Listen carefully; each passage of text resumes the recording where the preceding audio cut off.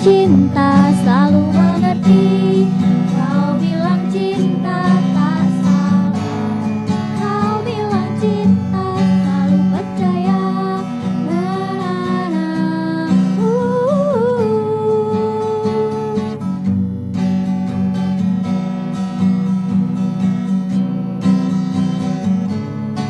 Kau bilang cinta selalu mengerti.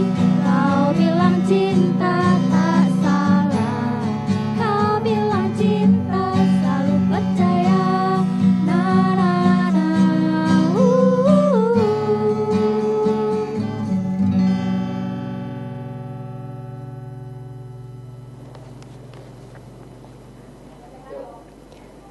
Ya, selamat malam Mitra TA TV. Senang sekali bisa kembali berjumpa dengan Anda dalam program Unisri News malam hari ini, Rabu 18 Maret 2015 bersama saya Oni Parama. Mitra TA TV, isu dari keamanan pangan masih menjadi buah bibir di masyarakat luas. Dan juga kasus keracunan makanan masih sering terjadi di Indonesia. Masih banyak kasus-kasus penggunaan bahan berbahaya pada makanan yang masih banyak terjadi di masyarakat. Namun, hal ini biasanya untuk bahan berbahaya yang digunakan dalam makanan biasanya dipergunakan dalam dosis yang sangat kecil, sehingga tidak akan langsung memberikan efek kepada yang mengkonsumsinya. Namun, jika hal tersebut terjadi berkelanjutan dalam jangka waktu panjang akan menimbulkan penyakit yaitu kanker. Dan malam hari ini bersama dengan Fakultas Teknologi dan Industri Pangan Unisri, kita akan berbincang mengenai keamanan pangan dan diversifikasi pangan. Dan sudah hadir di studio ada bersama saya, yaitu ada Bapak Agung Setiawardana STP, dosen Fakultas Teknologi dan Industri Pangan Unisri atau FATIPA. Selamat malam Pak Agung. Selamat malam Mas Oni. Sehat ya Pak ya? Alhamdulillah sehat. Yang kedua ada Mbak Patrina Nugraha, seorang mahasiswi dari FATIPA juga. Selamat malam. Dan juga ada Mbak Suratmiati dari mahasiswi FATIPA juga. Selamat malam. Iya. Pak Agung, ini pendapat Bapak nih selaku dosen di FATIPA, Fakultas Teknologi dan Industri Pangan Unisri, bagaimanakah tentang keamanan pangan khususnya yang ada di Indonesia saat ini? Ya, Unisri sebagai salah satu institusi pendidikan ini berada di antara dua stakeholder besar tentang makanan ini, yaitu produsen dan konsumen. Seiring dengan tingkat pendidikan masyarakat yang cukup tinggi, sekarang ini relatif lebih tinggi, sehingga masyarakat menjadi lebih sadar bahwa masyarakat tidak hanya perlu mengkonsumsi makanan itu yang mengenyangkan saja, enak saja, tapi juga aman dan sehat. Betul. Ya.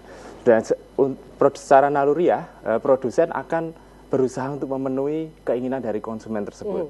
Nah, kami selaku institusi pendidikan menyiapkan sumber daya manusia yang akan berpartisipasi di dalam industri pangan ini, sehingga para produsen ini akan bisa memproduksi makanan seperti apa yang diharapkan masyarakat tadi. Oke, jadi memang di sini masyarakat tidak hanya melulu memikirkan soal perut saja, tapi juga bahan yang digunakan dan juga kesehatan dari makanan itu sendiri.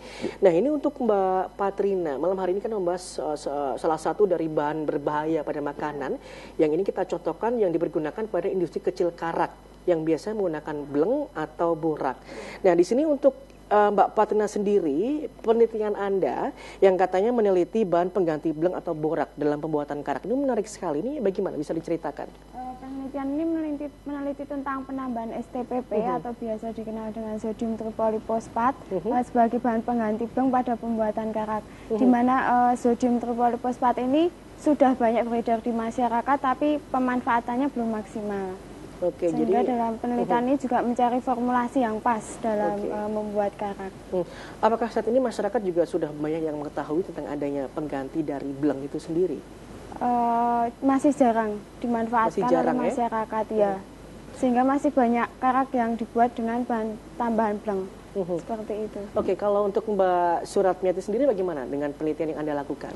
Ya, penelitian yang saya lakukan yaitu saya tertarik dari setiap pembuatan karak kan dia menggunakan beras, dan untuk kehidupan sehari-hari pun setiap industri, setiap rumah tangga dia memasak nasi dari beras. Tetapi untuk limbah pencucian beras ini belum dimanfaatkan karena bagi masyarakat menganggap air leri pencucian beras ini tidak memiliki nilai ekonomis apapun. Padahal pada air leri dia masih mengandung 85-90% pati yang bisa dimanfaatkan oleh bakteri Acetobacter untuk pembuatan nata.